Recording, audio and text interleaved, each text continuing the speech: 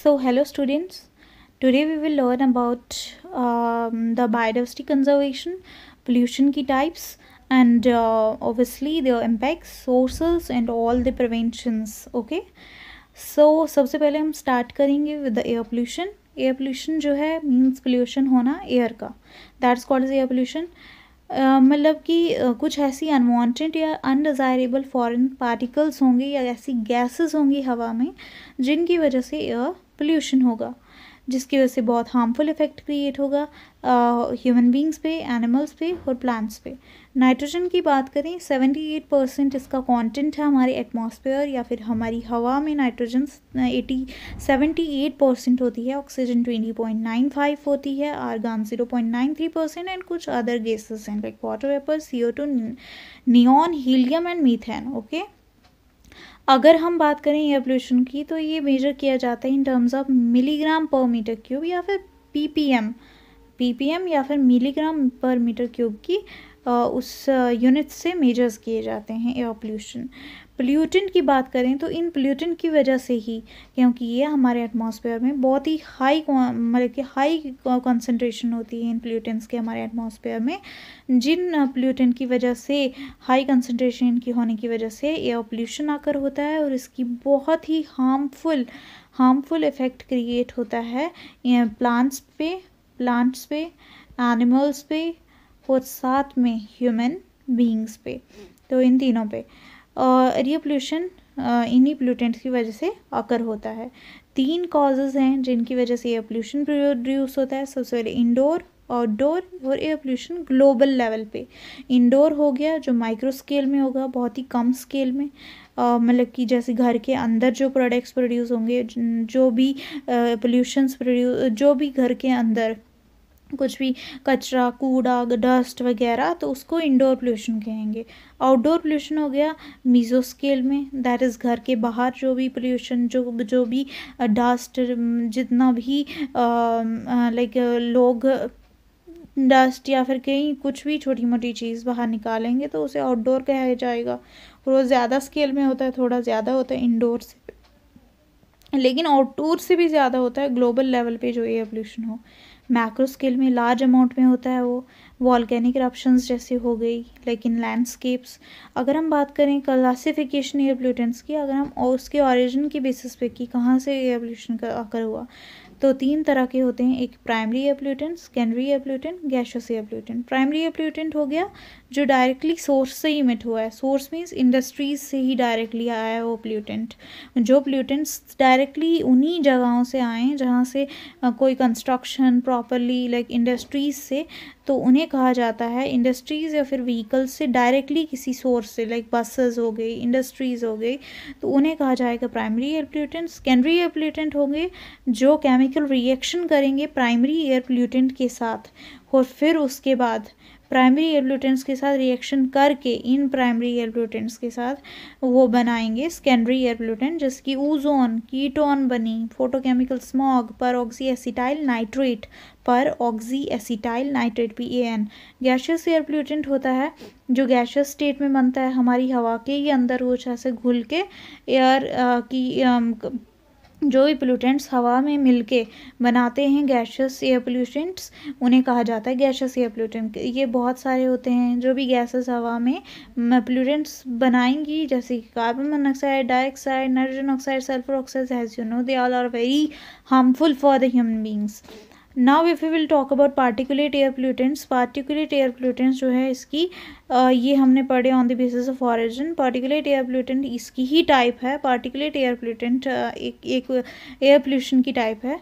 इसमें क्या होते हैं, कुछ ऐसे सॉलिड और लिक्विड पार्टिकल्स होते हैं हमारी हवा में। जब वो सॉलिड और लिक्विड पार्टिकल, एक सॉलिड है और एक लिक्विड पार्टिकल है, जब वो हवा में लंबे समय तक रहें, लॉन्ग टाइम तक रहें, लंबे समय तक, तो उन्हें पार्टिकुलेट एयर पोल्यूटेंट्स कहा जाता है। Particulate means particle. कौन से पार्टिकल? एक सॉलिड, एक लिक्विड। जब ये सॉलिड और लिक्विड पार्टिकल्स हमारी हवा में लॉन्ग टाइम तक रहें तो उनकी वजह से क्या होता है, पोल्यूशन हो जाता है। क्या हो जाता है? पोल्यूशन हो जाता है हवा का, that is called as air pollution. ये पार्टिकुलेट कौन कौन से हैं? डस्ट है, फ्यूम्स है, स्मोक है, मिस्ट है, फॉग है। ये 5 हैं, 1 2 3 4 5। Dust, fume, smoke, mist, fog. Dust क्या होता है? डस्ट मीन्स कोई कूड़ा करकट, क्रशिंग, ग्राइंडिंग या ब्लास्टिंग से, जैसे ब्लास्ट करा उस समय जो डस्ट प्रोड्यूस हुई, क्रश करा कोई चीज़ उस समय डस्ट प्रोड्यूस हुई, ग्राइंडिंग करी हमने उस समय जो डस्ट प्रोड्यूस हुई, that is called as dust. Fumes क्या हो गए?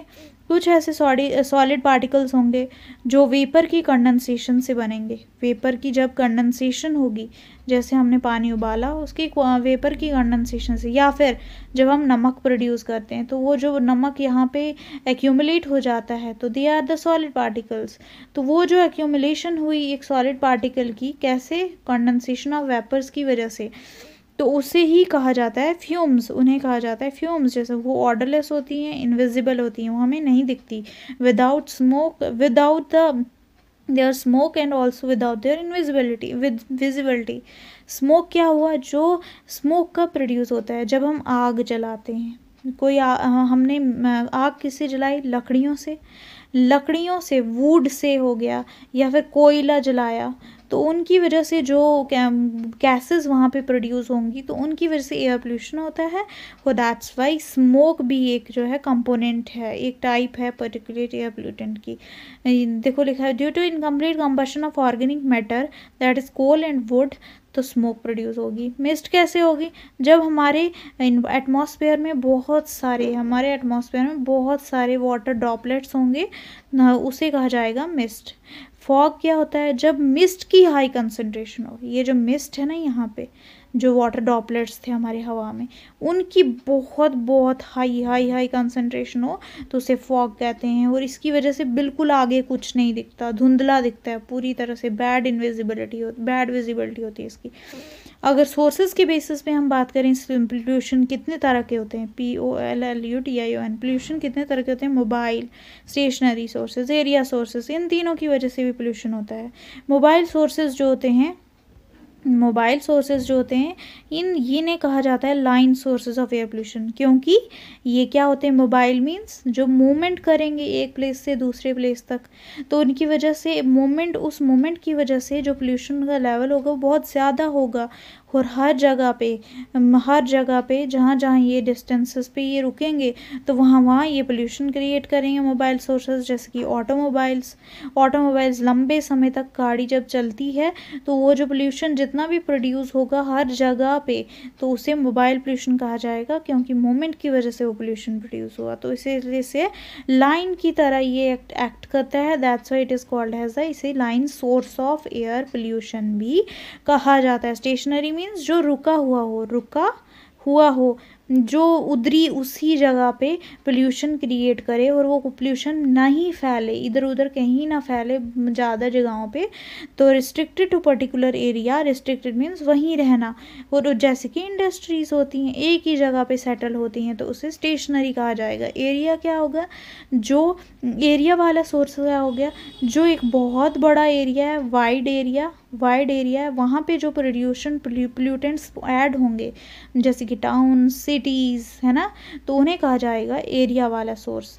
अगर हम बात करें नेक्स्ट वाला जो पोल्यूशन है, that is indoor air pollution, जो मैंने बता दिया कि जो डोमेस्टिक एक्टिविटीज़ की वजह से होता है। घर के अंदर जितना भी, इंडोर मीन्स अंदर, घर के अंदर जितनी भी डोमेस्टिक एक्टिविटीज़ हम करते हैं, जैसे कोई पैंट करते हैं, रिपेलेंट्स यूज़ करते हैं, mosquito repellents, pesticides, pants, cleaning agents use करते हैं, उनकी वजह से जो प्रोड्यूस होता है pollution, that is indoor air pollutant.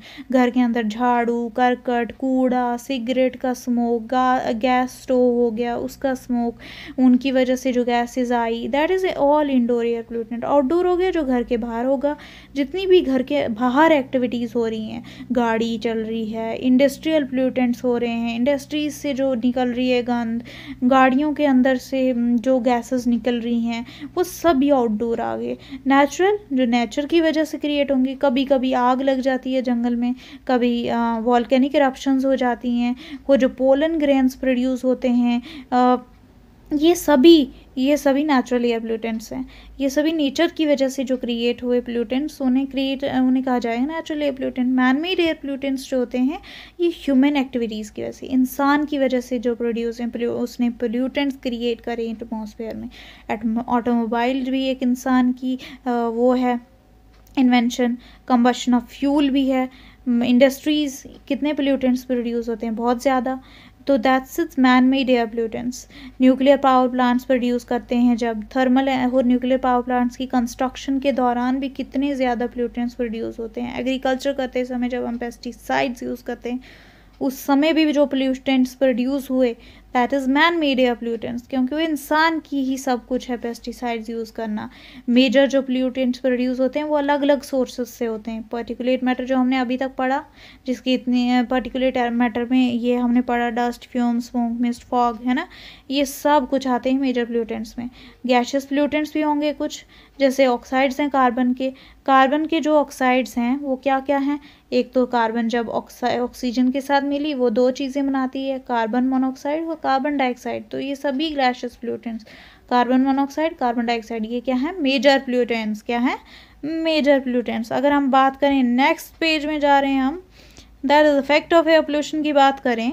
Effect of pollution, क्या क्या इफेक्ट होते हैं हमारे पोल्यूशन, इस एयर पोल्यूशन की वजह से क्या क्या इफेक्ट हो सकते हैं, ऐसे क्या हैं इफेक्ट।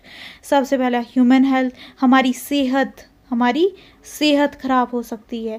कैसे सेहत खराब हो सकती है, पोल्यूशन हो गया, जैसे दिल्ली में पोल्यूशन है, या फिर कभी कभी सर्दियों में हम लकड़ी जलाते हैं, लकड़ी ना हो, जिन घरों में लकड़ी ना हो, जैसे गांव में लकड़ियां जलाई जाती हैं तो उतना ज़्यादा नहीं होता, लेकिन अगर हम उसको रात भर भी लकड़ी को जलाकर रखें तो कोई इफेक्ट क्रिएट नहीं होगा। लेकिन अगर हमने कोयला, जैसे शहरों में कोयला यूज़ करते हैं, कोयला को यूज़ किया तो हमने कुछ ऐसे बंदे होते हैं वो कोयले को यूज़ करते हैं, रात को घर के अंदर लाते हैं उनको, फिर उसके बाद क्या करते हैं, जब घर के अंदर लाया तो बंद कर देते हैं दरवाज़ा, बंद करा तो जब सो जाते हैं तो वहाँ से क्या हुआ, जब रात को सो गए उन्हें पता नहीं चला कि यहाँ पे मैंने कोल जला के रखा हुआ है, तो उसकी वजह से उनको सर दर्द होगा, उल्टियाँ आने की भी शिकायत हो सकती है।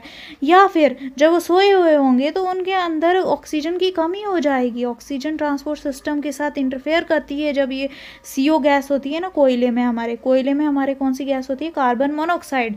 ये जब कार्बन मोनोऑक्साइड उनके शरीर में जाएगी तो उसकी वजह से उनके लंग्स में गई, उनके शरीर में गई, उनकी हीमोग्लोबिन के साथ मिली, क्योंकि कार्बन मोनोऑक्साइड को है प्यार हीमोग्लोबिन से, तो ये जब दोनों मिले तो बनाया कार्बोक्सी हीमोग्लोबिन। जब दोनों ने ये बनाया तो हमारे अंदर ब्लड के अंदर घुस गई कार्बन मोनोऑक्साइड, जब घुसी तो ऑक्सीजन के साथ बाइंड करके कार्बोक्सी हीमोग्लोबिन बनाएगी। जब बनाई तो यहाँ पे कार्बन मोनोऑक्साइड की पॉइजनिंग हो जाएगी, हेडेक होने लगेगा, हमें सोते सोते हमें या तो नसें बंद हो जाएंगी, अंदर से नर्वस सिस्टम पे इफेक्ट पड़ेगा, प्रॉपरली ऑक्सीजन हमारे ब्रेन तक, हेडेक, बल्कि इसकी वजह से हमें मृत्यु हो सकती है एक इंसान की। अब प्लांट्स और वेजिटेबल्स पे भी ये एयर पोल्यूशन बहुत इफ़ेक्ट क्रिएट करता है। प्लांट्स में क्लोरोसिस हो सकती है। क्लोरोसिस क्या हुई, क्लोरोसिस हुई मतलब कि प्लांट जो है ना वो बिल्कुल उसकी ग्रोथ कम हो जाएगी, वो बिल्कुल मतलब कि जो उसका क्लोरोफिल है ना वो बिल्कुल कंटेंट रिड्यूस हो जाएगा। प्लांट जो है ना उसके पत्ते जो हैं वो येलो होने लगेंगे, that is called as chlorosis. मतलब कि उसका जो ग्रीनरी है ना वो बिल्कुल ख़त्म ही हो जाएगी भाई। ओके, अगर हम मोनूमेंट्स की बात करें, जैसे ताजमहल को ही देख लो, ताजमहल जो है इतना अच्छा मोनूमेंट्स हैं, इतना अच्छा आर्किटेक्ट है हमारे इंडिया का, है ना, तो उस मटेरियल बिल्डिंग पे जब वो एसिडिक रेन पड़ती है, एसिडिक रेन क्यों पड़ी, क्योंकि इतना ग्लोबल वार्मिंग है, तो जो गैसेस प्रोड्यूस हुई उनकी वजह से जब एसिडिक रेन पड़ी तो SO2 की प्रेजेंस की वजह से वो एसिड इस SO2 के साथ मिल के क्या प्रोड्यूस करेगा, एसिड प्रोड्यूस करेगा, दैट इज़ H2SO4। तो इसकी वजह से हमें क्या ये भी कहा जाता है, जब ये मिले गैसेस एक्यूमुलेट हुई इतनी सारी तो H2SO4 प्रोड्यूस हुआ, तो इसे ही एसिड रेन कहा जाता है। तो उसकी वजह से, इन एसिड्स की वजह से मटेरियल्स और बिल्डिंग्स जो हैं आराम आराम से क्या होने लगती हैं, येलोइश होने लगती हैं। क्लाइमेट पे भी इतना इफेक्ट पड़ रहा है, कभी सर्दियाँ, कभी बहुत ज़्यादा गर्मी हो जाना, कभी बहुत ज़्यादा सर्दी हो जाना, तो ये सभी किसकी वजह से होता है, इन्हीं एयर पोल्यूशन की वजह से होता है। ग्लेशियर्स मेल्ट हो रहे हैं, ग्लोबल वार्मिंग हो रही है, इन्हीं ग्लेशियर्स का कैसे मेल्ट हो रहे हैं, क्योंकि हीट बढ़ रही है हमारे अर्थ पे, ग्लोबल वार्मिंग हो रही है ना, global warming of green house effect के एस्थेटिक जो ब्यूटीज़ है हमारी, इन्हीं सब चीज़ों की वजह से एस्थेटिक ब्यूटीज़ पे इफेक्ट पड़ रहा है, एनिमल्स पे इफेक्ट पड़ रहा है।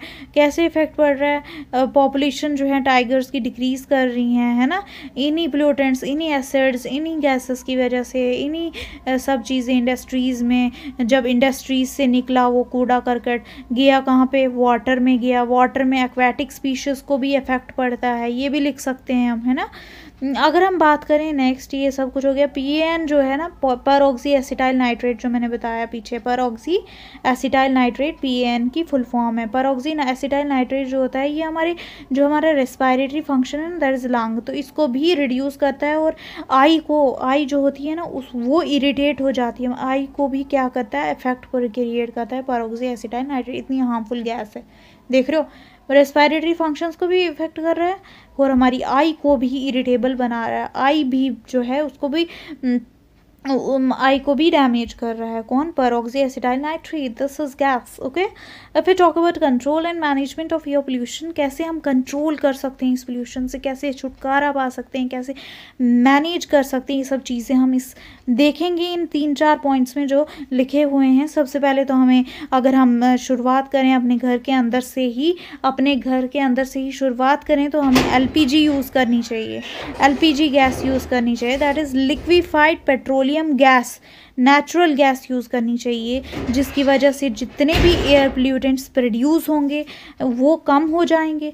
जो CNG से, कंप्रेस नेचुरल गैस से पोल्यूटेंट्स क्रिएट हो रहे थे वो कम हो जाएंगे in natural gas, in LPG को यूज़ करके। सबसे इफेक्टिव मेथड क्या है कि हमें क्या करना चाहिए, ज़्यादातर रॉ मटेरियल्स का यूज़ करना चाहिए। जितने ज़्यादा raw material, natural materials use करें ना हम, उतना अच्छा है हमारे के लिए। प्लास्टिक को बंद कर दें हम यूज़ करना, ज़्यादा से ज़्यादा कोशिश करें कि हम उन चीज़ों को यूज़ करें जो हमारे इन्वायरमेंट को क्या करें, क्लीन करें। ये भी चीज़ लिख सकते हैं हम control and management of air pollution के लिए। अगर हम बात करें कि पोल्यूटेंट्स का जो इमिशंस हो रहे हैं उनको हम कैसे कंट्रोल कर सकते हैं, कुछ कंट्रोल डिवाइसेस हैं जो following further we will discuss, जैसे cyclone, bag house filters, wet scrubbers वगैरह वगैरह, ये सब चीज़ें जो हैं इनसे हम कंट्रोल कर सकते हैं पोल्यूशन को। सो स्टूडेंट्स, वी वो लर्निंग अबाउट कि कैसे हम इसको कंट्रोल कर सकते हैं, मैनेज कैसे कर सकते हैं एयर पोल्यूशन को।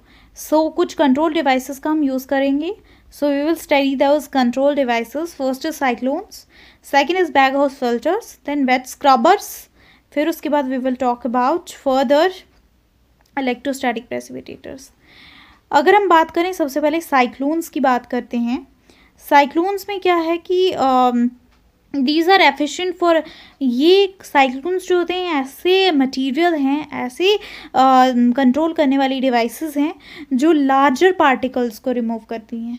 ओके, इन साइक्लोन्स में क्या होता है कि एक सिलेंडर की तरह शेप है इसकी, ठीक है, नीचे से थोड़ा कॉनिकल है, and they have outer vortex और इनर वॉर्टेक्स होती है इनमें। यहाँ से क्या करता है, यहाँ जो ये साइड पे देखो ये छोटा सा, दिस इज, यहाँ से आते हैं गैस के डस्ट पार्टिकल्स, ये नीचे आए यहाँ पे, ठीक है, यहाँ से रिवॉल्व होके आए। अब वो कुछ जो क्लीन एयर होगी वो वहाँ से रिमूव हो जाएगी बाहर, यहाँ से बाहर हो जाएगी। वो जो डस्ट पार्टिकल्स है वो इस वॉल के साथ, इस सिलेंडर की वॉल के साथ क्या हो जाएंगे, अटैच हो जाएंगे, और सिलेंडर की वॉल के साथ अटैच हो जाएंगे, और यहाँ पे फिर जब अटैच होके नीचे गिरेंगे इस हॉपर में, this is called as hopper, इस हॉपर में ये जब डस्ट पार्टिकल्स गिरेंगे तो ग्रेविटी की वजह से ये पार्टिकल्स क्या हो जाएंगे, यहाँ पे सेटल हो जाएंगे डस्ट पार्टिकल्स, और जो क्लीन एयर थी वो बाहर निकल गई। So man constituent of this cyclone is कि यहाँ पे गैस यहाँ से आती है, ठीक है, यहाँ से आई गैस, जो डस्ट पार्टिकल्स है वो वॉल्स पे चिपक जाते हैं, फिर ग्रेविटी की वजह से नीचे हॉपर में स्टोर हो जाते हैं, एंड देन दिस जो क्लीन एयर है वो यहाँ से बाहर निकल आती है। मैन जो साइक्लोन है ना, ये लार्जर पार्टिकल्स को रिमूव करने में हेल्प करता है, तभी तो लार्जर पार्टिकल्स, डस्ट पार्टिकल्स नीचे ग्रेविटी की वजह से सेटल हो जाते हैं। देखो यहाँ पे लिखा है consist of vertically placed cylinder inverted cone attach to space particularly laden gas stream has enter as cylinder transfer to confined vortex due to the centrifugal force की वजह से वॉल्स ऑफ साइक्लोन में अटैच हो जाते हैं dust particles. Clean gas remove हो जाती है फ्रॉम टॉप से, वाइट डस्ट पार्टिकल्स जो हैं बॉटम पे कलेक्ट हो जाते हैं स्टोरेज हॉपर में ग्रेविटी की वजह से। बैग हाउस फिल्टर्स की बात करें which is the second method control devices वाला, that is efficient for smaller particles. Cyclones larger particles को रिमूव करता था, बैग हाउस स्मॉलर पार्टिकल्स को रिमूव करते हैं। इनमें बहुत सारी, देखो देख रहे हो आप, 1 2 3 बल्कि 3 4 ऐसे ऐसे बहुत सारे फिल्टर बैग्स यहाँ पे चिपके हुए होते हैं, लगे हुए होते हैं इस बैग हाउस फिल्टर के अंदर। इसमें क्या होता है कि ये ऊपर से नीचे की तरफ होते हैं ये बैग फिल्टर्स, और ये बैग जो होते हैं ये बने होते हैं FABRIC फैब्रिक के, एंड ये स्मॉलर पार्टिकल्स को रिमूव करेंगे। तो यहाँ से क्या होगा कि यहाँ से क्या आएगी, डर्टी गैस आएगी। जब डर्टी गैस आई, यहाँ पे जो सेडिमेंट पार्टिकल्स हैं ये नीचे आए यहाँ से, ठीक है। जब वो नीचे आए फिल्टर बैग्स के through dirty gas pass through the filter gas, यहाँ पे होते हैं जी पोर्स। क्या होते हैं यहाँ पे लगे हुए, पोर्स लगे होते हैं। पोर्स से पास करी ये गैस, करी जब पोर्स से पास, तो यहाँ पे नीचे जो इनलेट है फिल्टर बैग्स की, जो इनलेट, इसे क्या कहते हैं, इनलेट किसकी, जो फिल्टर बैग्स हैं, जो फिल्टर बैग्स की इनलेट है, वहाँ पे ये डस्ट पार्टिकल्स क्या हो जाएंगे, सेडिमेंट हो जाएंगे, और एक केक शेप का क्या बनाते हैं, सेडिमेंट, केक शेप का सेडिमेंट बनाएंगे। उन सेडिमेंट को हम कैसे रिमूव करेंगे, शेक करके, इस जरा फिल्टर बैग को थोड़ा सा शेक करेंगे और उन सेडिमेंट्स को हम बाहर निकाल देंगे यहाँ से नीचे करके। तीसरा जो कंट्रोल मेथड है that is a wet scrubbers. पहला हमने पढ़ा cyclone, second bag house filters, तीसरा वेट स्क्रबर्स। वेट स्क्रबर्स को क्या कहते हैं, 90% जिनका साइज होता है लार्जर पार्टिकल्स का, उनको ये रिमूव करता है लार्जर देन 8 माइक्रोमीटर से। ओके, इनमें क्या लगे होते हैं, इनमें लग रहे होते हैं ये वाटर स्प्रेस, ये देख रहे हो आप इस शेप की, ऐसे वाटर स्प्रेज होती हैं ये। इन वाटर स्प्रेज के अंदर नोजल्स होते हैं। जब इनमें एयर एंटर हरी, ये एयर जो है इस स्ट्रीम की वजह से, एयर जो है स्ट्रीम बन जाती है, क्या बन जाती है, स्टीम। एयर जब स्ट्रीम बनी तो यहाँ से जो एयर है, एयर जो है क्लीन वाली, वो बाहर निकल जाएगी।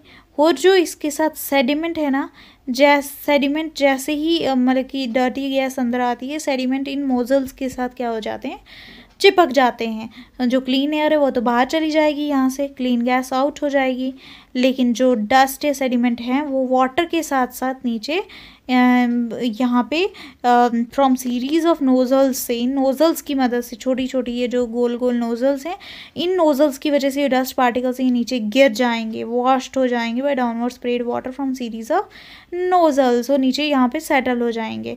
तो क्लीन गैस तो आउट हो गई। जैसे ही डस्ट पार्टिकल्स अंदर आई, डर्टी गैस अंदर आई, यहाँ पे जो नोजल्स के में पानी था, वाटर स्प्रेज थी, उनमें वो सेडिमेंट चिपक गई और वो नीचे गिर गई, और जो क्लीन एयर थी वो ऊपर चली गई। So these are wet scrubbers. ये होते हैं वेट स्क्रबर्स।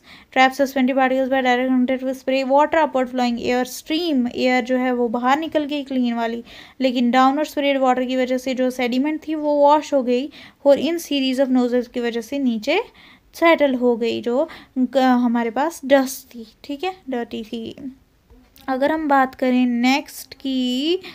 नेक्स्ट ही बात करें, that is the control device electrostatic precipitators. Electrostatic precipitators क्या करते हैं, स्मॉलर पार्टिकल्स जिनकी 99% एफिशिएंसी, देख रहे हो दोस्तों, 99% एफिशिएंट पार्टिकल, मतलब कि इतनी ज़्यादा एफिशिएंसी से ये पार्टिकल्स, छोटे छोटे पार्टिकल्स को रिमूव करते हैं। पूरे गारंटी देते हैं कि हम 99% एफिशिएंसी से पार्टिकल को रिमूव करेंगे। ये फाइन पार्टिकल्स को हवा से निकालते हैं, अच्छे अच्छे पार्टिकल्स को, अच्छी क्लीन एयर को ये बहुत अच्छे से मतलब कि क्लीन एयर का फॉर्मेशन करते हैं, एंड जितने भी इनमें सेडिमेंट पार्टिकल्स हैं उनको सेटल कर देते हैं।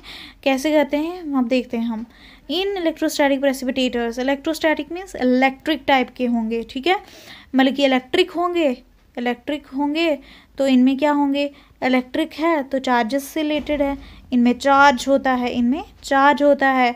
जब इसमें डर्टी गैस एंटर करी यहाँ से, तो जब डर्टी गैस यहाँ से एंटर करी, यहाँ से, सॉरी, यहाँ से एंटर करी डर्टी गैस, तो इसमें कौन सा चार्ज होता है? नेगेटिव दोस्तों, इनमें नेगेटिव चार्जेस होता है। तो जब एयर डर्टी गैस यहाँ से एंटर करी, ये नेगेटिव चार्ज के साथ टकराई, तो इसकी वजह से क्या हो जाएगा? ये क्या हो जाएंगे? चार्ज हो जाएंगे, नेगेटिव चार्ज एक्टिवेट हो जाएंगे। तो नेगेटिव चार्जेस के एक्टिवेट होने की वजह से जब डर्टी गैस इसके साथ अटैच करी, तो ये जो हैं इनके जो नीचे लगे हुए हैं, दिस नीचे नोजल लगी हुई है, ये क्या करेगी? मूवमेंट करेगी, मूवमेंट एक्शन होगा, इलेक्ट्रॉन्स का मूवमेंट होगा, इनका पूरा ये साइक्लिंग करेगी, जिसकी वजह से ये जो क्लीन एयर है वो यहाँ से रिमूव हो जाएगी, वो जितनी भी सेडिमेंट है वो यहाँ नीचे पे स्टोर हो जाएगी। ये होता है इलेक्ट्रोस्टैटिक प्रेसिपिटेटर्स का काम, मतलब कि जो प्रेसिपिटेट्स बने वो नीचे सेटल हो जाएंगे, क्योंकि इलेक्ट्रिक है तो दैट इज चार्जेस होंगे, चार्जेस जो हैं चार्ज होंगे, तो उसकी वजह से ये घूमेगी और यहाँ पे जितने भी सेडिमेंट है वो यहाँ पे सेटल, एंड जो क्लीन एयर है वो यहाँ से आउट।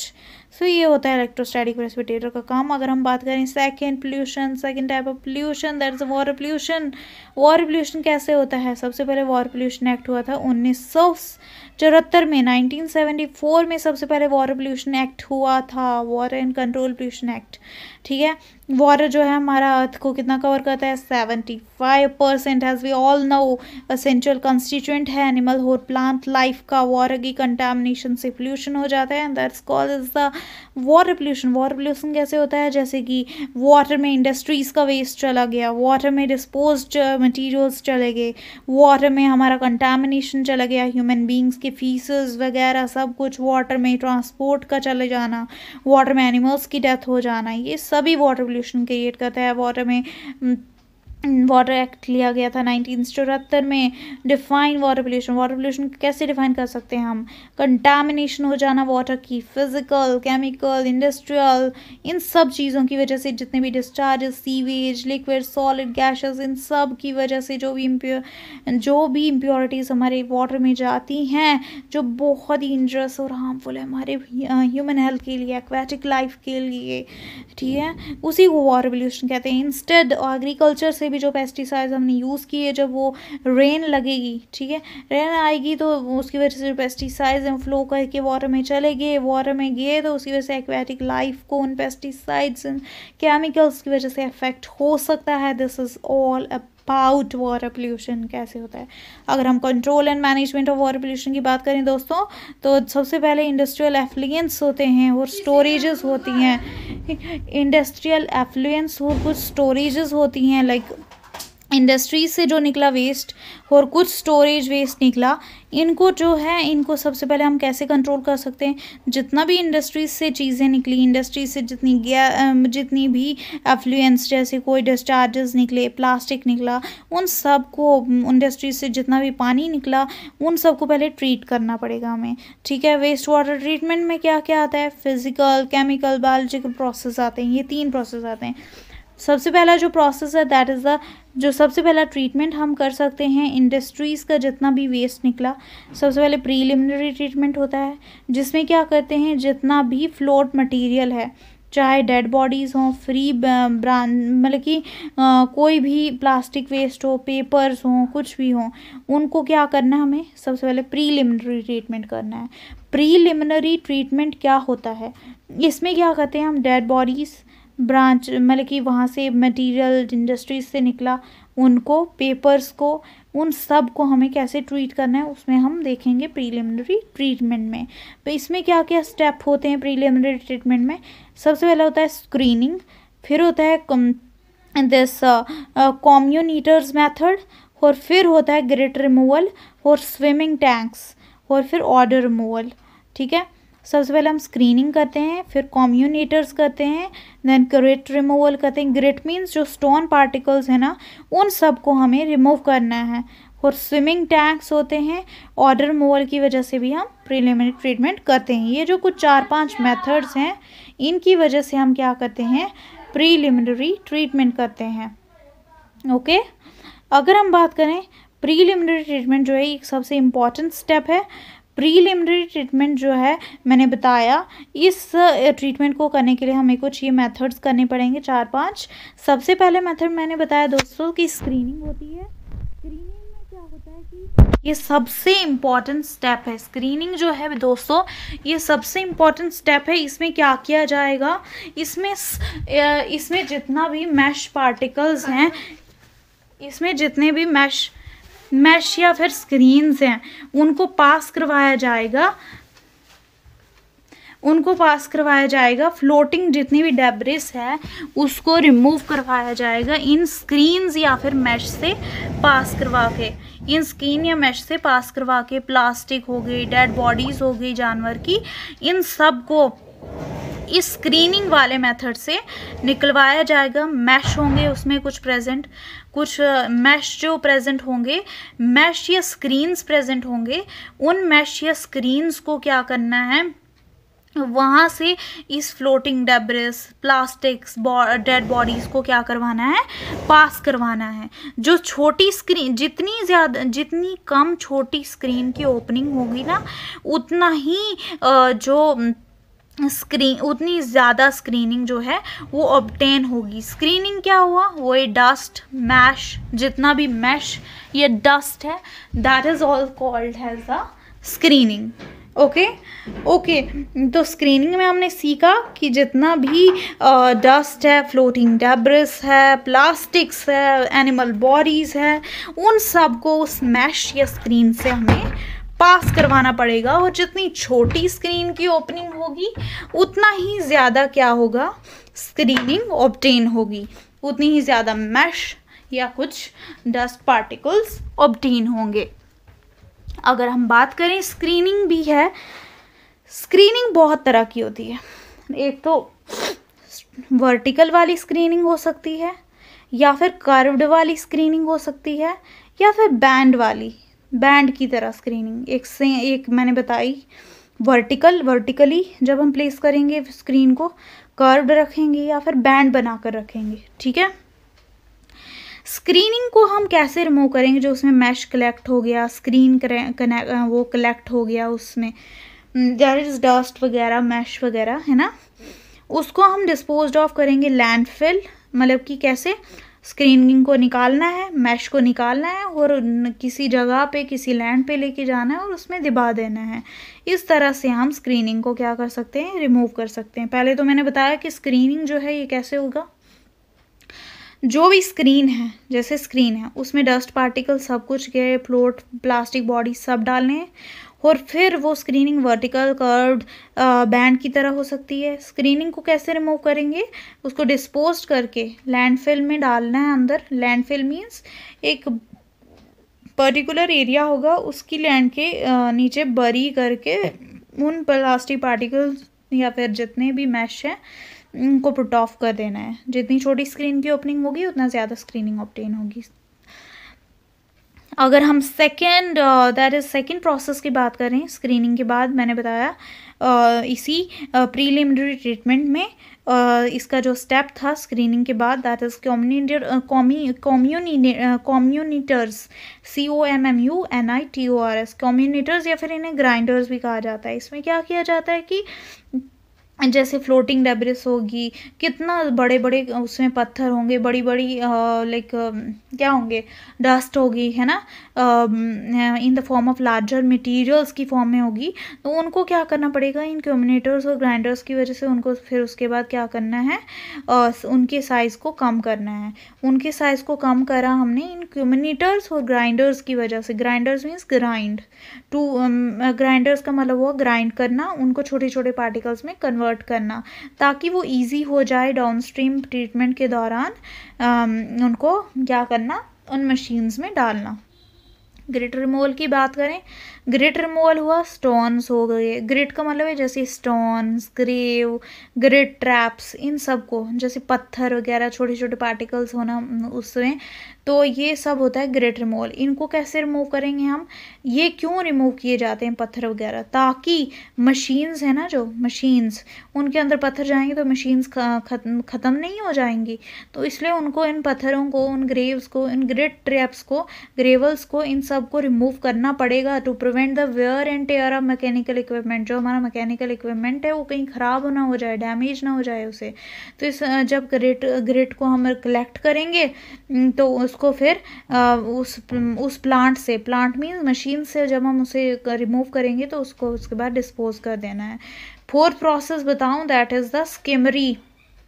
फोर्थ प्रोसेस कौन था हमारा? फोर्थ प्रोसेस था skimming tanks, SKIMMING, skimming tank, जो प्रिलिमिनरी ट्रीटमेंट का fourth process that is skimming tank.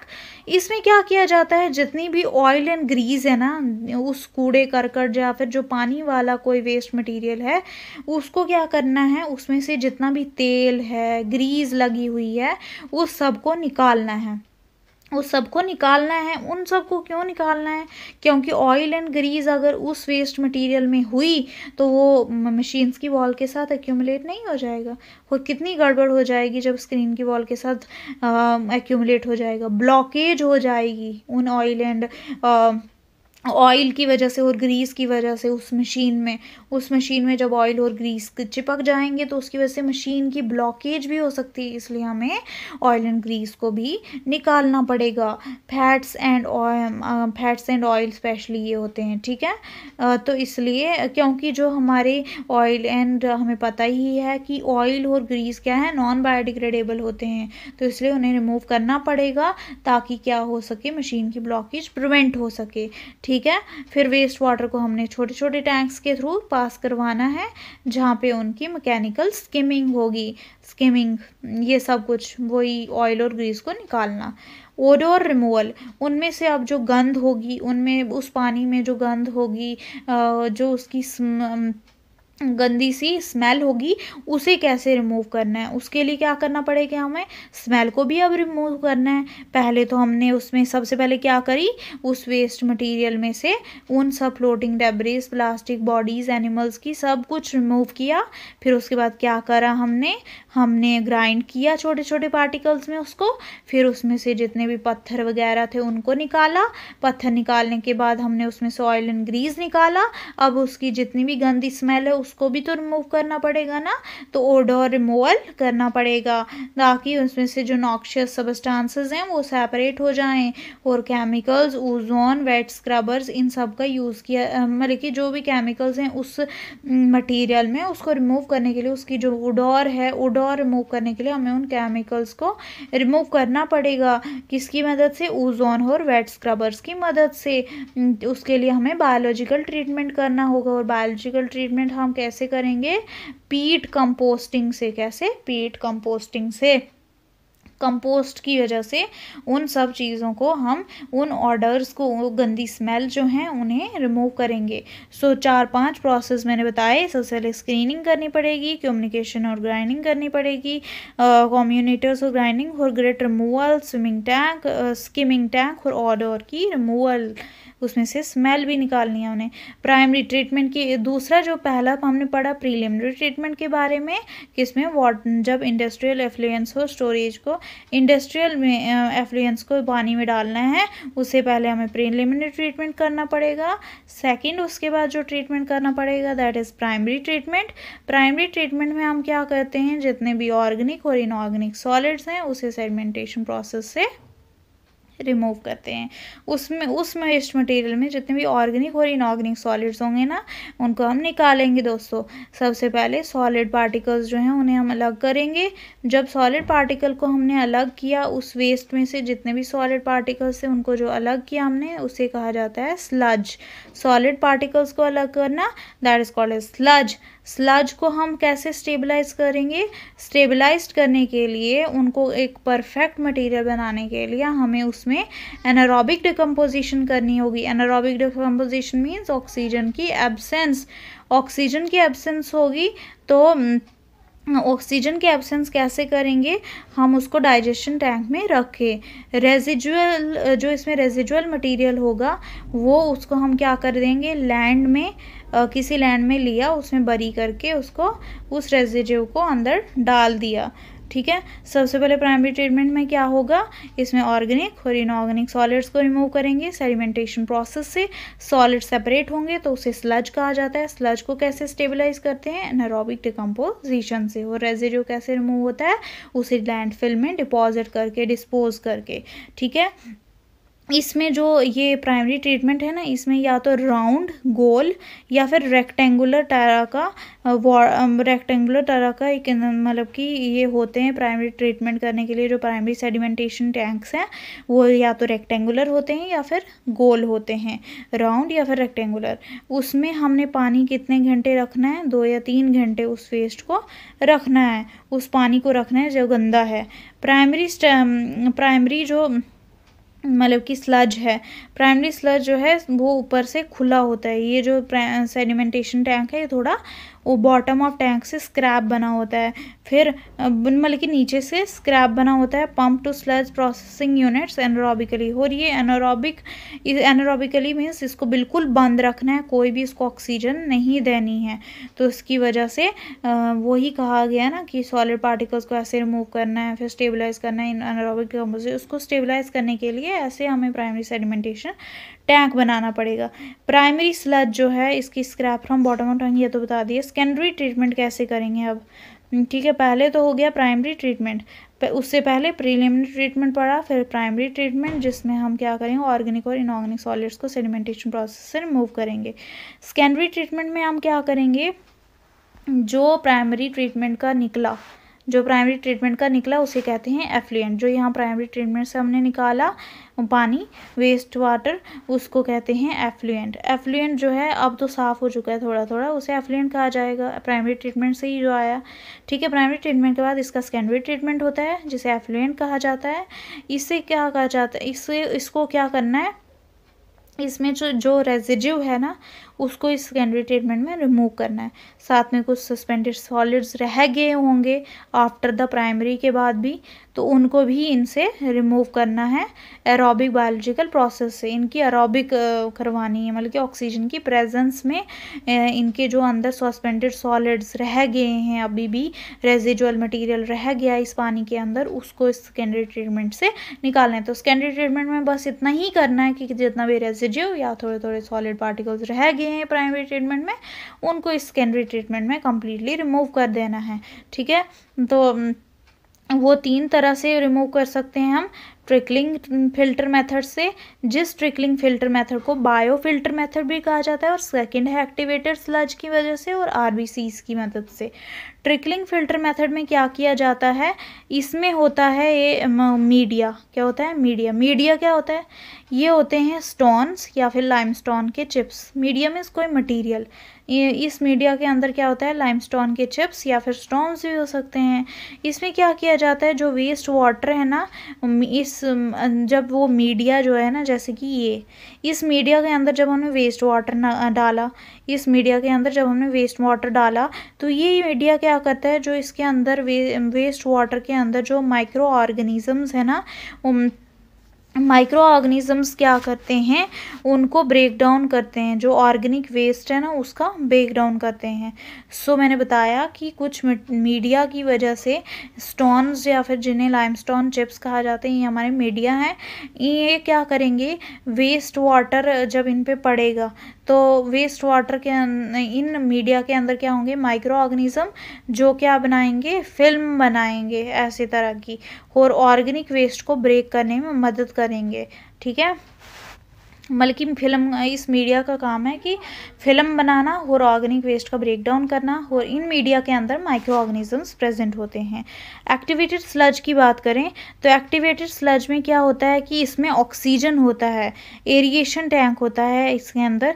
मतलब कि एक्टिवेटेड स्लज मेथड में क्या होता है, एक एरिएशन टैंक होता है, उस एरिएशन टैंक में बहुत सारे माइक्रो ऑर्गेनिज्म, ये एरिएशन टैंक है, इसमें बहुत सारे माइक्रो ऑर्गेनिजम्स होंगे, और यहाँ पे क्या सप्लाई, इस एरिएशन टैंक में ऑक्सीजन की सप्लाई की जाएगी, माइक्रो ऑर्गेनिजम्स हैं, ऑक्सीजन की सप्लाई होगी, और फिर होगी ऑक्सीजन की प्रेजेंस में माइक्रो ऑर्गेनिजम्स भी प्रेजेंट है, और यहाँ पे फिर क्या करा जाएगा, इसको इस टैंक में, इन एरिएशन टैंक्स में 3 से 8 घंटे तक रखा जाएगा, और इनका अगर बीओडी लेवल ज़्यादा है तो 3 से 8 घंटे के अलावा ज़्यादा घंटे तक भी हम हम रख सकते हैं अगर बीओडी लेवल ज़्यादा है। बीओडी लेवल का ज़्यादा होना मीन्स उसमें पोल्यूटेंट्स कुछ ज़्यादा ही हैं, तो इसलिए 3 से 8 घंटे तक रखना पड़ेगा। रिटेंशन टाइम मीन्स उसमें रखना, ठीक है। ऑक्सीजन जो है एरिएशन की वजह से ही दी जाती है, तो इस एरिएशन टैंक में हमें ऑक्सीजन रखनी है, माइक्रो ऑर्गेनिजम्स प्रेजेंट है उस एरिएशन टैंक में,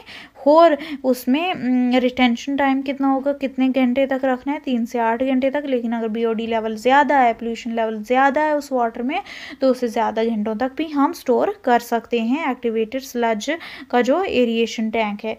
आरबीसीज मेथड की बात करें, आरबीसीज की क्या फुल फॉर्म होती है, rotating biological contactors. Rotating biological conductors, rotating biological contactors से क्या समझते हैं कि ये रोटेट करेंगे। ये बिल्कुल बायोफिल्टर्स की वजह बायोफिल्टर्स के जैसे होते हैं। इनमें क्या होता है कि ये इनमें भी मीडिया प्रेजेंट है। देखो बायोफिल्टर्स ये वाले ट्रिकलिंग फिल्टर मेथड, उसमें मीडिया था। मीडिया जो होते हैं वो स्टोन्स के बने होते हैं या फिर limestone chips, CHIPS, limestone chips के बने होते हैं मीडिया। ये स्लोली, देखो मैंने बताया रोटेटिंग बायोलॉजिकल कॉन्टैक्टर्स हैं ना, तो ये क्या करेंगे, रोटेट करेंगे। इनके साथ जब डस्ट, इन मीडिया के साथ ये डस्ट जब चिपकेगी ना, ये लाइमस्टोन चिप्स वगैरह के साथ जब डस्ट चिपकेगी तो ये क्या करेंगे, रोटेट करेंगे एकदम से। तो फिर क्या होगा, जो गंद नीचे निकलेगी वो सबमर्ज्ड हो जाएगी। तो इस तरह से सेकेंडरी ट्रीटमेंट किया जाता है इन 3 मेथड से। तो टिकलिंग फिल्टर मेथड, जिसे बायोफिल्टर मेथड भी कहा जाता है, और एक्टिवेटेड स्लज और आरबीसीज बिल्कुल बायोफिल्टर के जैसे हैं। इनमें भी मीडिया होता है, वहाँ पे गंद चिपकती है और इनकी रोटेशन होती है, तो फिर इसे ही आरबीसीज मेथड कहा जाता है, और फिर वो सेडिमेंट हो जाते हैं नीचे। अगर सेकेंडरी के बाद बात करें तो ये टर्शियरी ट्रीटमेंट होता है। टर्शियरी ट्रीटमेंट में क्या किया जाता है, कंस्टिट्यूएंट्स जितने भी बच गए ना, अभी भी थोड़े से जो कंस्टिट्यूएंट बच गए हैं उनको भी रिमूव करेंगे हम। नाइट्रोजन हो गई कुछ पानी में, फॉस्फोरस हो गए, कुछ दूसरे मेटल्स हो गए, तो उनको कैसे रिमूव करना है, ये वो इससे रिमूव होता है टर्शियरी ट्रीटमेंट से। तो उसके लिए कुछ 4 मेथड्स हैं। सबसे पहला मेथड है कोआगुलेशन सेडिमेंटेशन मेथड। ये इसमें क्या किया जाता है, कोआगुलेशन सेडिमेंटेशन से ही पता चल रहा है कि सेडिमेंट होंगे और कोआगुलेशन होगा। कोआगुलेशन किससे की जाती है, एलम की वजह से, लाइम की वजह से, या फिर फेरिक सॉल्ट्स की मदद से। ये 3 चीज़ें हैं, एलम, लाइम और फेरिक सॉल्ट्स की वजह से कोआगुलेशन और सेडिमेंटेशन की जाएगी।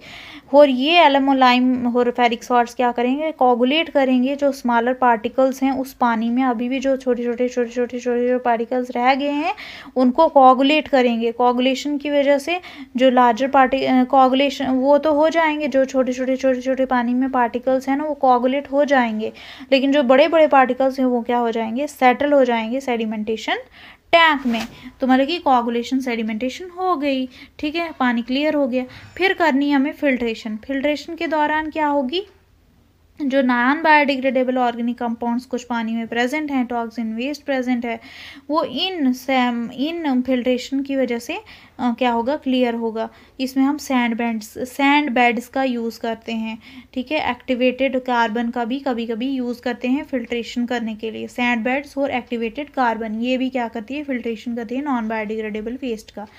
न्यूट्रिएंट रिमूवल में हम नाइट्रोजन का यूज़ करते हैं, नाइट्रोजन को कंट्रोल करने के लिए यूज़ करते हैं। फॉस्फोरस का रिमूवल कैसे होता है, केमिकल प्रेसिपिटेट्स की मदद से, केमिकल पीपीटीज का यूज़ करते हैं हम, उसकी वजह से फॉस्फोरस का रिमूवल होता है।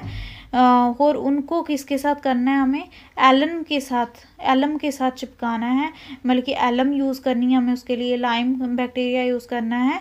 एलम का यूज़ करना और लाइम बैक्टीरिया का यूज़ करना विद दीज केमिकल प्रेसिपिटेट्स, उस प्रोसेस को कहा जाता है PAOS, that is polyphosphate accumulating organism. इसको कहा जाता है, केमिकल प्रेसिपिटेट्स को एलम या लाइम के साथ, उसे कहा जाता है PAOS, that is polyphosphate accumulating organisms. मतलब कि ये क्या करते हैं, इनमें ये कैपेबिलिटी होती है इन PAOS में ये कैपेबिलिटी होती है कि ये क्या कर सकते हैं, एक्यूमुलेट कर सकते हैं फॉस्फोरस को अपने अंदर। ये जो PAOS मैंने बताया ना, ये क्या करेंगे, जितनी भी फॉस्फोरस है उस पानी में उसको ये अपने अंदर ले लेंगे, ये PaOH उस फॉस्फोरस को अपने अंदर ले लेंगे। इनमें क्षमता होती है कि ये फॉस्फोरस को क्या कर सकते हैं, अपने अंदर ले सकते हैं। अगर हम बात करें नेक्स्ट इस जो टॉपिक है that is the conservation of biodiversity की बात करते हैं। इसके बाद we will left with we will left with conservation of biodiversity, in situ ex situ conservation की डिस्कसिंग करेंगे and we will close this lecture. Okay, so conservation of biodiversity में conserve करना बायोडाइवर्सिटी को, अपनी बायोडाइवर्सिटी को conserve करना, कैसे कैसे कंजर्व कर सकते हैं, किन किन चीज़ों को हम कंजर्व कर सकते हैं। देखो दोस्तों, हम कंजर्व कर सकते हैं अपनी जितनी भी हमारी नेचर में प्यारी प्यारी रिसोर्सेज हैं, चाहे वो प्लांट्स हो गए, एनिमल्स हो गए, माइक्रो ऑर्गेनिजम्स हो गए, छोटे छोटे नॉन लिविंग एलिमेंट्स कितनी ज़रूरी हैं। हर एक चीज़ इंपॉर्टेंट, माइक्रो ऑर्गेनिज्म से लेकर प्लांट्स से लेकर नॉन लिविंग एलिमेंट्स तक हर चीज़ हमारे लिए बहुत इंपॉर्टेंट है, बहुत ज़रूरी है। कंजर्वेशन ऑफ लिविंग मटेरियल का हम जिन पे डिपेंड रहते हैं दैट इज़ प्लांट्स, इनका भी कंजर्वेशन बहुत इंपॉर्टेंट है दोस्तों। आजकल तो कंजर्वेशन एक इम्पॉर्टेंट एजेंडा बन गया है हमारी गवर्नमेंट का, मतलब कि कंजर्व करना, मतलब कि इतने सारी एक्ट्स आए हुए हैं। तो conserve biodiversity, zoological parks, botanical gardens, ये सब कुछ गवर्नमेंट ने ही कंस्ट्रक्ट करके कंजर्वेशन करने के लिए हमारी बायोडाइवर्सिटी को सब स्टेप्स लिए हुए हैं दोस्तों। हम पढ़ेंगे अब थोड़ा अबाउट कि कंजर्वेशन कैसे कर सकते हैं हम, कितना लैंडस्केप एरिया है जो कंजर्व करने के लिए रखा गया है हमारी इंडियन गवर्नमेंट ने, हमारी अर्थ में कितना ऐसा एरिया है जिसको सिर्फ कंजर्वेशन ऑफ स्पीशीज के लिए रखा गया है। दैट इज़ ओनली 4%, 4% दोस्तों, 4% का लैंड का एरिया ऐसा है जिसमें हम सिर्फ कंजर्वेशन करते हैं प्लांट्स और एनिमल्स की। कुछ ज़्यादा नहीं है, बहुत कम है। हमें ज़्यादा से ज़्यादा कोशिश करनी चाहिए कि हम जितना कंजर्वेशन करने की कोशिश करें तो उतना अच्छा है हमारे लिए। That will lead to more life. Okay, enormous value of biodiversity कैसे हो सकती है, genetic, in medical, optical importance जो है, ये सब इम्पॉर्टेंस जेनेटिक इम्पॉर्टेंस होने की वजह से, medical importance, aesthetic importance, beauty की वजह से, जैसे कहीं नेशनल पार्क्स की ब्यूटी को देखकर लोग वहाँ पे विज़िट करते हैं, ज़ूलॉजिकल पार्क्स में विज़िट करते हैं, जूज़ में, इन सब एस्थेटिक्स की वजह से, मेडिकल कंडीशंस, जेनेटिक चीज़ों की होने की वजह से ये स्ट्रेस बन गया है गवर्नमेंट में कि वो क्या करें, कंजर्व करें बायोडाइवर्सिटी को। तो इसलिए इंपॉर्टेंट है बायोडाइवर्सिटी को कंजर्व करना ना, है ना। एस्थेटिक वैल्यूज की वजह से उनकी बहुत सारे नेचर्स को बहुत सारा चैलेंज फेस करना पड़ता है, बहुत सारा चैलेंज फेस करना पड़ता है कि कैसे कंजर्व करें हम अपनी बायोडाइवर्सिटी को। हम आजकल रियलाइज़ करते हैं कि वाइल्ड लाइफ एक हंट करने की गेम नहीं, मतलब कि वाइल्ड लाइफ सिर्फ हंटिंग के लिए नहीं होती। वाइल्ड लाइफ जो है एक नेचर का गिफ्ट है जिसे हमें इंजॉय करना चाहिए, उसे अलग अलग तरीके से इंजॉय करना चाहिए। एक like aesthetic has aesthetic enjoy करना चाहिए, not has just a hunting. ठीक है, अब अगर हम बायोडाइवर्सिटी की कंजर्वेशन की डेफिनेशन की बात करें तो बायोडाइवर्सिटी कंजर्वेशन की डेफिनेशन का मतलब ये है कि प्रोटेक्शन करना, बचावत, मैनेजमेंट करना बायोडाइवर्सिटी को। क्यों करना बचावत? ताकि फ्यूचर यूज़ हो सके। फ्यूचर में जो हमारे मतलब कि फ्यूचर जनरेशन है वो कैसे इस चीज़ को, इन चीज़ के बारे में स्टडी करेंगी, इन चीज़ को जानेंगी, तो उसके लिए भी इम्पॉर्टेंट है हमारी बायोडाइवर्सिटी को कंजर्व करना। अब बायोस्फीयर रिजर्व्स ही देख लो, है ना, कितने इम्पॉर्टेंट है। सो अगर हम 3 मेन ऑब्जेक्टिव्स की बात करें जिसकी वजह से हम बायोडाइवर्सिटी को कंजर्व कर रहे हैं, वो क्यों कर रहे हैं, प्रिजर्व करते हैं हम बायोडाइवर्सिटी, 3 ऑब्जेक्टिव्स जो बायोडाइवर्सिटी कंजर्वेशन लीड करता है। दैट्स डाइवर्सिटी ऑफ स्पीशीज, अलग अलग तरह की, अलग अलग जातियों की, जो हमारी अलग अलग जातियाँ हैं, हमारी अलग अलग एनिमल्स, जानवर, अलग अलग तरह के स्पॉन्जेस वगैरह, इन सब चीज़ों की वजह से, इन सब के अट्रैक्शंस की वजह से हम बायोडाइवर्सिटी को कंजर्व कर रहे हैं। सस्टेनेबल यूटिलाइजेशन स्पीशीज और इकोसिस्टम का सस्टेनेबल फ्यूचर यूज़ करने के लिए, लाइफ सपोर्टिंग सिस्टम को मेंटेन करने के लिए, इकोलॉजिकल प्रोसेस जो हमारा फूड चेन, फूड वेब, इन सब को मेंटेन करने के लिए भी हम बायोडाइवर्सिटी का कंजर्व करते हैं। Variety of biodiversity conservation methods जो हैं ये डिपेंड करते हैं वैरायटी, और बायोडाइवर्सिटी का मतलब होता है वैरायटी और वेरिएबिलिटी होना अर्थ की, बल्कि वैरायटी और वेरिएबिलिटी जो है लाइफ की अर्थ पे कैसी है, that is the biodiversity. Biodiversity conservation के दो अप्रोचेस हैं, सबसे पहले इन सीटू और एक्स सीटू, दो मेथड्स हैं जिससे हम बायोडाइवर्सिटी को कंजर्व कर सकते हैं। इन सीटू जो हैं, इन सीटू में आते हैं, well I will tell you the trick later, but हम पढ़ लेते हैं। National parks, wild life sanctuaries, biosphere reserve, sacred forest या लेक्स। एक्स2 में आते हैं जो बाहर जाके within like outside the natural environment हम जब कंजर्वेशन करें, दैट इज कॉल्ड एज एक्स2, जैसे जूज आ गए, बॉटनिकल गार्डन्स आ गए, जीन बैंक्स वगैरह वगैरह। Okay we will move further with the in situ conservation. In situ conservation का क्या मतलब होता है? Within the natural habitat conservation करना, अपने ही नेचुरल हैबिटेट में कंजर्व करना किन्हीं स्पीशीज़ को जो एक्सटिंक्ट होने वाली हैं या फिर एंडेंजर्ड हैं, खतरे में हैं, अभी एक्सटिंक्ट होने के खतरे में। तो ये कैसे करते हैं हम कंजर्वेशन नेचुरल रिसोर्सेज का, नेचुरल हैबिटेट का? इन चीज़ों की वजह से, जैसे कि इन सीटू कंजर्वेशन में इंक्लूड होते हैं national parks, WS that is wildlife sanctuaries, BR that is this biosphere reserves, and SF that is sacred forest. इसको हम well I'll give you the trick to learn this if अगर नहीं learn हो रहा तो ये ट्रिक यूज़ कर सकते हैं आप। पहली जो ट्रिक है इन सीटू कंजर्वेशन को लर्न करने की, दैट इज़ नहीं पढ़ो वसीम ब्रदर सो जाओ। नहीं पढ़ो मत पढ़ो, नहीं पढ़ो वसीम ब्रदर। वसीम मतलब कि उसकी दोस्त उसको सलाह दे रहा है कि नहीं पढ़ो वसीम ब्रदर, सो जाओ, तुम क्या हो जाओ, सो जाओ।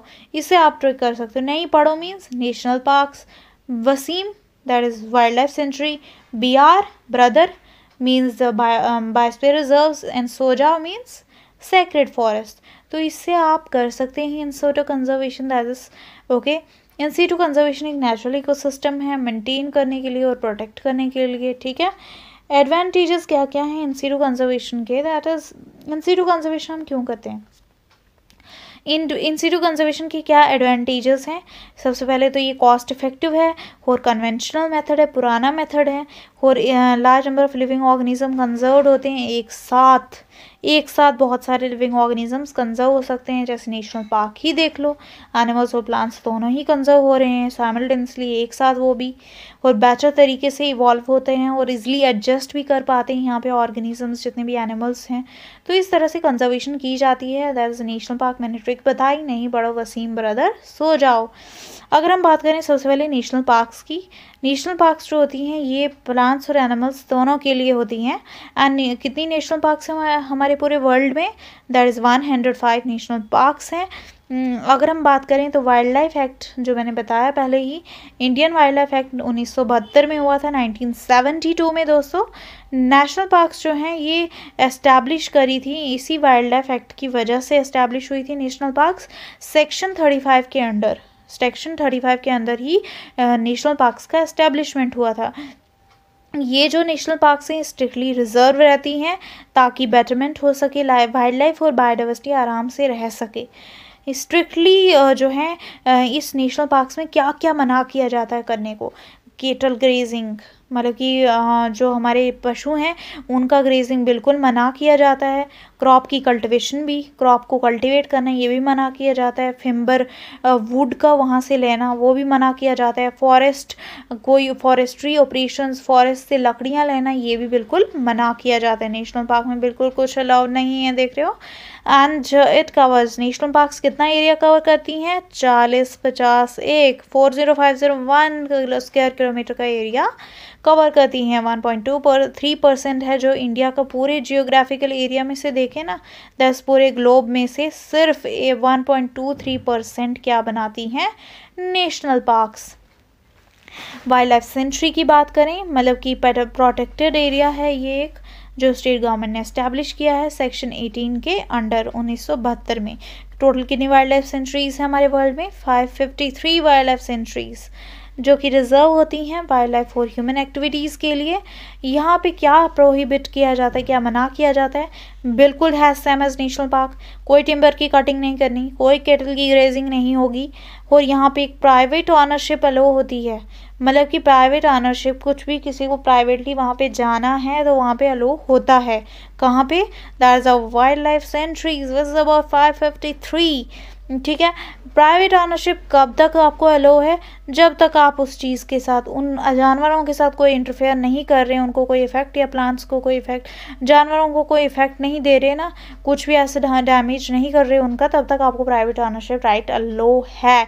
बस उनको कोई इफेक्ट नहीं होना चाहिए। एरिया कितना कवर करता है वाइल्ड लाइफ सेंचुरीज? 11976 एरिया, जो कि इंडिया के जो कि वोल जियोग्राफिकल एरिया में से इंडिया का जियोग्राफिकल एरिया कितना बनाता है? 3.64%, 3.64%।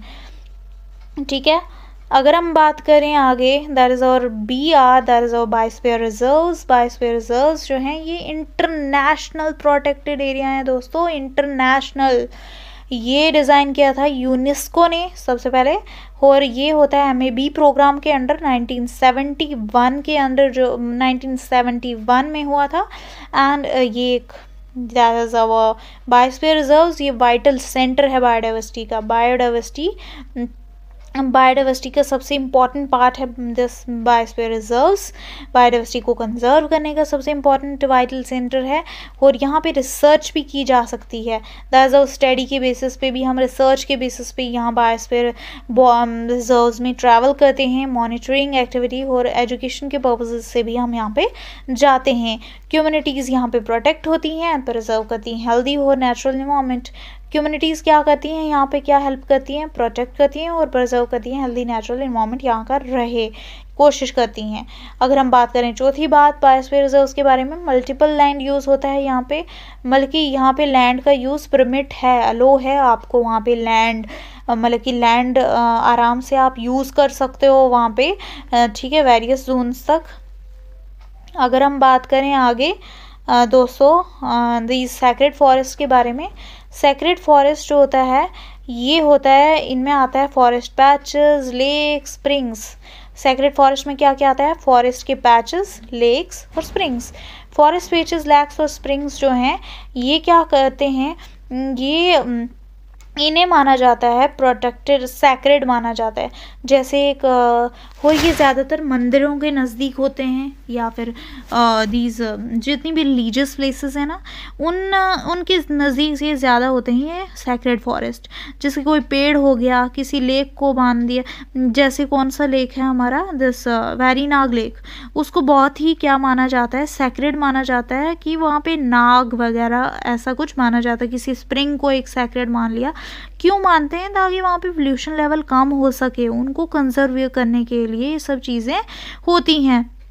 सैक्रेडली इन चीज़ों को माना जाता है रिलीजियस ग्राउंड्स पे, और एरिया को प्रोटेक्ट करने के लिए, उसे कंजर्व करने के लिए। जैसे कि कौन सा लेक है, दिस इज़ वेरीनाग लेक। ठीक है, वेरीनाग लेक हो गया। देन दिस औशकार लेक, यहाँ पे ह्यूमन एक्टिविटीज़ बिल्कुल अलो नहीं होती है। 3 जोन्स होते हैं इसमें बेसिकली। मैंने बताया सैक्रेड फॉरेस्ट में कि रिलीजियस के बेसिस पे यहाँ पे करा जाता है। ये ज़्यादातर मंदिरों के नज़दीक ये जगहें होती हैं, स्प्रिंग्स हो गए, लेक्स हो गए, फॉरेस्ट बीचेस, वेरीनाग लेक है जैसे। बायोस्फीयर रिजर्व्स जो है ना, हमने पढ़े थे इसमें कि international protected area, UNESCO designate करती है इसको। एंड ये सबसे इम्पॉर्टेंट पार्ट है बायोडाइवर्सिटी का। यहाँ पे रिसर्च होती है, मॉनिटरिंग एक्टिविटीज़ होती हैं, दैट इज़ एजुकेशन पर्पसेस के लिए भी यहाँ पे लोग आते हैं। कम्युनिटीज़ प्रोटेक्ट और प्रिजर्व होती हैं हेल्दी एनवायरनमेंट को क्रिएट करके। मल्टीपल लैंड यूज़ यहाँ पे अलो होता है, मैंने बताया था, लेकिन उसमें भी मल्टीपल लैंड यूज़ के लिए 3 जोन्स होते हैं। एक कोर जोन होता है, बफर जोन होता है, मैनिपुलेशन जोन होता है। Well I will show you here. Yes, buffer zone सबसे अंदर है, कोर जोन सबसे कोर जोन सबसे अंदर है, then buffer zone, then manipulation zone. Core zone जो होता है ना, यहाँ पे बिल्कुल भी ह्यूमन एक्टिविटीज़ अलो नहीं होती। ठीक है, 3 जोन्स बताए जहाँ पे लैंड यूज़ हो सकता है, परमिट हो सकता है, अलो हो सकता है। कोर जोन जो होता है यहाँ पे बिल्कुल ह्यूमन एक्टिविटीज़ अलो नहीं है। बफर जोन की बात करें, यहाँ पे थोड़ी थोड़ी ह्यूमन एक्टिविटीज़ अलो हैं। मैनिपुलेशन जोन में हैं यहाँ पे अलो एक्टिविटीज़, ह्यूमन एक्टिविटीज़ पूरी तरीके से, बट इकोलॉजिकल बेसिस पे अगर हम बात करें तो वो अलो नहीं है यहाँ पे। ठीक है। तो मैंने बताया कि मल्टीपल लैंड यूज़ के लिए भी वहाँ पे 3 जगहें हैं, core zone, buffer zone, manipulation zone. Core zone में कोई भी ह्यूमन एक्टिविटीज़ अलो नहीं है, बफर जोन में ह्यूमन एक्टिविटीज़ लिमिटेड तरीके से अलोड हैं। अगर हम बात करें जो तीसरा है मैनिपुलेशन जोन, यहाँ पे ह्यूमन एक्टिविटीज़ पूरी तरह से अलो हैं, लेकिन इकोलॉजिकल जितने भी इकोलॉजिकल प्रोसेस हैं ये बिल्कुल अलो नहीं है। दूसरा कंजर्वेशन, पहला तो हमने पढ़ा in situ conservation, that is national park, wild life sanctuaries, biosphere reserve, sacred forest जो within the natural habitat होंगे। ठीक है, दैट इज़ अवर, जो मैंने ट्रिक बताई, दैट इज़ अवर नहीं पढ़ो वसीम ब्रदर्स हो जाओ। अगर हम अगली बात करें, that is ex situ conservation, मतलब कि आउटसाइड द नेचुरल हैबिटेट, ये कंजर्वेशन होगी नेचुरल हैबिटेट के outside. That is endanger species को कंजर्व किया जाएगा, वैराइटीज़ जो हमारी प्लांट्स एंड एनिमल्स हैं उनको भी कंजर्व किया जाएगा। ऑफ साइड कंजर्वेशन भी इसे कहा जाता है। With in care of humans की केयर होगी इसमें। किसी भी पार्ट ऑफ पॉपुलेशन से थ्रेटेन एनिमल को क्या करा जाएगा, लाया जाएगा, और इस with in the care of humans, बल्कि ह्यूमन उनकी केयर करेंगे। जैसे कोई एनिमल है वो थ्रेटन है, मतलब कि वो उसकी स्पीशीज़ ख़त्म होने वाली है, तो वहाँ से उस एनिमल को रिमूव करके उस एक्स सिटू कंजर्वेशन में लाया जाएगा और विद इन ह्यूमन केयर उसकी केयर की जाएगी। ऐसा भी करा जाता है एक्स सिटू कंजर्वेशन में। एंड इसमें आता है कि यहाँ पे ग्रेटर कंट्रोल होता है एसेंशियल कंडीशंस का, क्लाइमेट कंट्रोल होता है, एंड साथ में वेटरनरी केयर भी किया जाता है। यहाँ पे सक्सेसफुल ब्रीडिंग होती है, ओके, और एम्ब्रियो का ट्रांसफ़र भी हो सकता है, आईवीएफ भी हो सकता है। तभी मैंने बताया ना कि आउटसाइड द कंजर्वेशन, जो नेचुरल हैबिटेट है ना उससे आउटसाइड जाकर ये चीज़ की जाती है। एम्ब्रियो ट्रांसफ़र भी हो सकता है, आईवीएफ, इन विट्रो फर्टिलाइजेशन भी हो सकती है। दोस्तों समझ रहे हो, तभी तो आउटसाइड द नेचुरल हैबिटेट है। अगर हम बात करें, इसमें 3 आते हैं, जूज, बॉटेनिकल गार्डन्स और जीन बैंक्स, जहाँ पे एक्स सिटू कंजर्वेशन हो सकती है। 3 मेथड्स हैं, जूज, बॉटेनिकल गार्डन्स, जीन बैंक।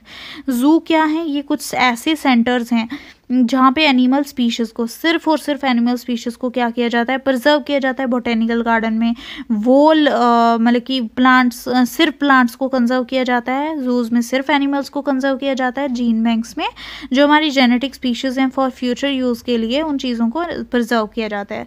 जूज में एनिमल्स को प्रिजर्व किया जाता है जो क्या होने वाले हैं, ख़त्म होने वाले हैं, इंडेंजर्ड होने वाला है उनका, ख़त्म होने वाले हैं, और वाइल्ड हैबिटेट में उन्हें कंजर्व किया जाएगा। उनके लिए आर्टिफिशियल इंसेमिनेशन भी होगी, सर्जिकल इम्प्लांटेशन भी होगी, ये सब चीज़ें करी जाती हैं उनके लिए जूज में। तभी तो जूज हैं हमारे एक्स सिटू कंजर्वेशन या ऑफ साइड कंजर्वेशन। यहाँ पे डीएनए की एनालिसिस होती है ताकि मेटिंग के लिए डीएनएस को मैच करें और वैरायटी ऑफ स्पीशीज़ की फॉर्मेशन हो। डीएनए की भी एनालिसिस होती है ताकि जो मैचिंग इंडिविजुअल्स हैं वो मेटिंग करें। ठीक है, सैम वालों को नहीं करवाई जाती क्योंकि उससे इनब्रीडिंग हो सकती है, इनब्रीडिंग डिप्रेशन हो सकता है, तो इसलिए सैम वालों की मेटिंग नहीं करवाई जा सकती। डीएनए एनालिसिस करके मैचिंग इंडिविजुअल्स का मेट करवाया जाता है। सेंटर्स जो हैं इन्हें भी क्या करवाया जाता है, अवेयरनेस। ये सेंटर्स जो हैं ज़ूलॉजिकल पार्क्स, ये एजुकेशन पर्पसेस के लिए भी होते हैं। ठीक है, यहाँ पे एजुकेशन पर्पसेस से भी लोग आते हैं, दैट स्टूडेंट्स आते हैं। बोटेनिकल गार्डन्स जो हैं ये पूरे वर्ल्ड में कितने हैं, टोटल 1800 हैं। ठीक है, उनमें से 4 मिलियन लिविंग प्लांट स्पीशीज़ हैं और 30% मतलब कि हम कह सकते हैं कि 30% जो ऐसी स्पीशीज़ हैं जिन्हें हम जानते हैं। गार्डन्स की बात कर, यहाँ पे गार्डन्स होते हैं जहाँ पे रेयर और इंडेंजर्ड स्पीशीज़ जो ख़त्म होने वाली और जो कम हैं उन स्पीशीज़ का क्या किया जाता है, यहाँ पे कल्टीवेशन किया जाता है इन बोटेनिकल गार्डन्स में। बोटेनिकल गार्डन्स जो हैं वो एजुकेशन के लिए पर्पसेस के लिए भी होते हैं और अवेयरनेस के लिए भी होते हैं among millions of people. Gene bank की बात करें, ये मोर देन 50 जीन बैंक्स हैं हमारे वर्ल्ड में। यहाँ जीन बैंक में जो इंडेंजर्ड जो ख़त्म होने वाले हैं प्लांट्स और एनिमल्स, उनके जेनेटिक मटेरियल को क्या कर देते हैं, ये पहले ही उनको स्टोर कर देते हैं। जो प्लांट्स और एनिमल्स ख़त्म होने वाले हैं, जो ख़त्म होने की तादाद में आ गए हैं, उनके जेनेटिक मटेरियल को पहले ही स्टोर कर दिया जाता है, ठीक है, ताकि फ्यूचर में उनकी पॉपुलेशन को ये रेज कर सकें। प्लांट स्पीशीज़ जो हैं उनमें सीड, पोलन ग्रेन और कुछ वेजिटेटिव पार्ट्स को स्टोर किया जाता है, ठीक है। और कितने टेम्परेचर पे स्टोर किया जाता है, seed, pollen grain, vegetative part corn, bulb, tubers, कुछ भी हो सकते हैं, कॉर्न, बल्ब और ट्यूबर्स। इन सीड, पोलन ग्रेन और वेजिटेटिव पार्ट को कितने टेम्परेचर पे स्टोर किया जाता है, -196 डिग्री सेल्सियस पे स्टोर एंड प्रिजर्व, ओके। अगर हम जाएं कि कुछ ऑर्गेनाइजेशन दी हैं पूरे वर्ल्ड में, जीन बैंक्स की कुछ ऑर्गेनाइजेशन बनाई गई हैं जो क्या करते हैं, जीन बैंक्स को और भी ज़्यादा प्रमोट करते हैं। कौन कौन सी वो ऑर्गेनाइजेशन, जैसे कि CGIAR है दोस्तों, CGIAR। इसका क्या फुल फॉर्म है, consultative group of international agriculture and research organization बनाई गई। IBPGR international board for plant genetic research वाली भी एक ऑर्गेनाइजेशन बनाई गई। अगर हम जीन बैंक की बेसिस पे बात करें तो NBPGR भी बनाई गई थी, national bureau for plant genetic research के लिए, NBAGR national bureau for animal genetic research के लिए। प्लांट जेनेटिक रिसर्च के लिए जो ब्यूरो बनाई गई वो दिल्ली में बनाई गई थी, और एनिमल जेनेटिक रिसर्च के लिए हरियाणा में बनाई गई थी। So we are done with these 3 और 4 topics. I hope you all understood this, and कुछ 2-3 टॉपिक रह गए हैं, I will complete in the next video. Okay, I hope you understand this chapter.